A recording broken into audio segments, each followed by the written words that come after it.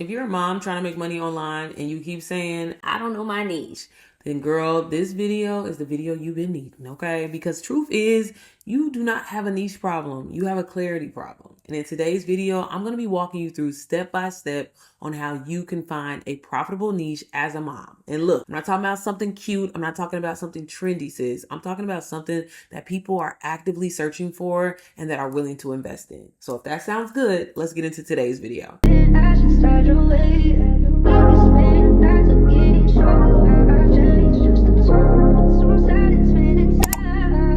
First, I need you to understand something. Most moms choose a niche based on what looks good online. Girl, they see someone doing skincare, now they want to do skincare. They see someone doing Amazon reviews, they want to do Amazon reviews. They see someone doing budgeting, fitness, and now they want to do that. Instead of asking, what problem do you solve? A lot of y'all be asking, well, what looks easy? And that is the first mistake. Your niche is not about what's cute, sis. It's about what hurts. If you want income, baby, you gotta solve pain. Because people pay to remove pain. They don't pay for vibes. And if you've been stuck, overwhelmed, and bouncing between multiple ideas, it's probably because you started with passion instead of starting with problems. So let's fix that.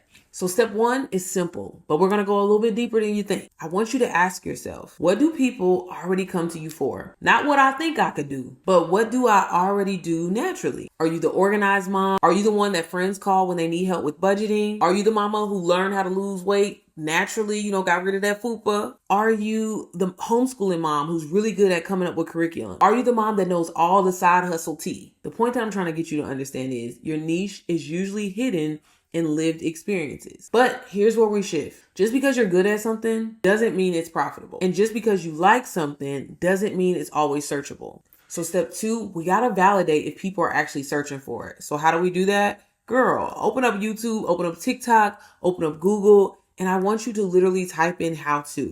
All right, so I love starting in YouTube. YouTube is a search engine, and a lot of people go here first to solve their problem. And as you can see, when I typed in how to, look at all the things that auto-populate. That is a good sign and a good way to let you know that this is something that's highly searchable and in demand. And that's what we want to have a profitable niche. So as you can see, I typed in how to dress for your body type.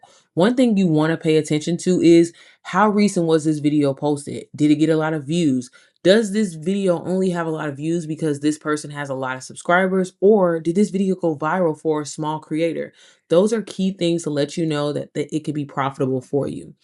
Now, here's an example of me typing in how to make Belgian ice cream, okay? This could be a hobby that you enjoy, but it doesn't mean that it can be a profitable niche. Again, there wasn't a lot of views and there wasn't any recent videos recently posted. That lets me know this is something that's probably not highly sought after and something that people aren't actively searching for. So this is a hobby, girl, not a profitable niche.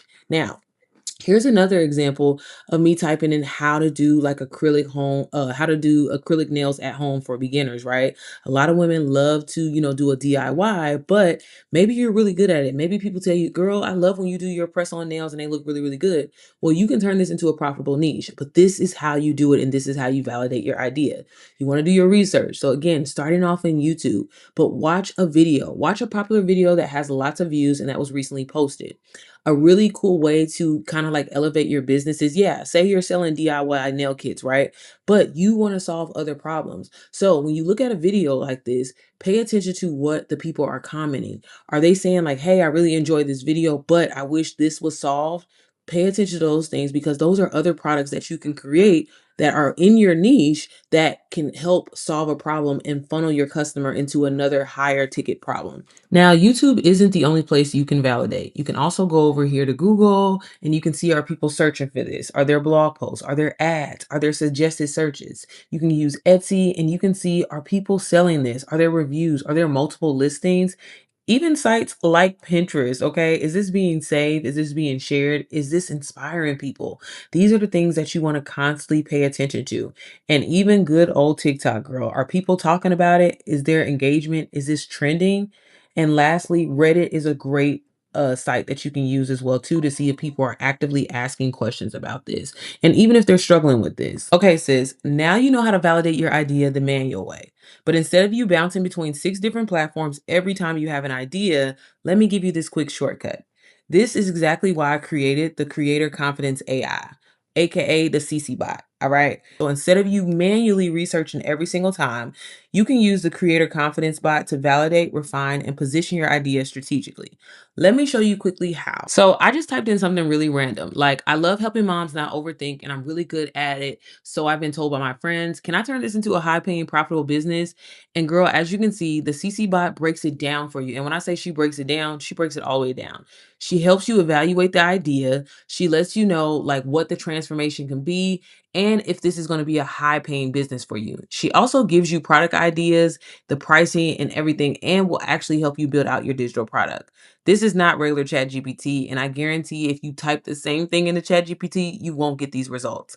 I'm going to link all the information down below for CCBot if you're interested. So this is why it's so important not to guess your niche. You have to validate it. You want to position yourself where pain already exists because that's where the income comes in. Now, moving on, let's talk about value because attention doesn't always equal income. Your niche must connect to one of these, whether it's money, health, time, confidence, relationships, or peace of mind. Girl, the deeper the pain, the higher the value. You know, I want to give you some examples. If you help moms lose weight, that's health and confidence. If you help moms budget, that's money and security. If you help moms make money online, that's freedom and stability. And if you help moms manage their time, girl, that's sanity. If your niche doesn't improve someone's life in a measurable way, I'm just telling you now, it's going to be hard to monetize. All right, so moving on to step 4. Can you clearly define the transformation? Because this is really where clarity separates hobby from an actual business, all right? You should be able to say, I help moms go from this to this. If you cannot clearly state that transformation, then I'm telling you, sis, you are not clear yet. Let me give you some examples of how to actually find that transformation. I help moms go from overwhelmed with money to confidently budgeting. I help moms go from posting randomly online to building digital income. I help moms go from chaotic mornings to structured routines. See what I mean?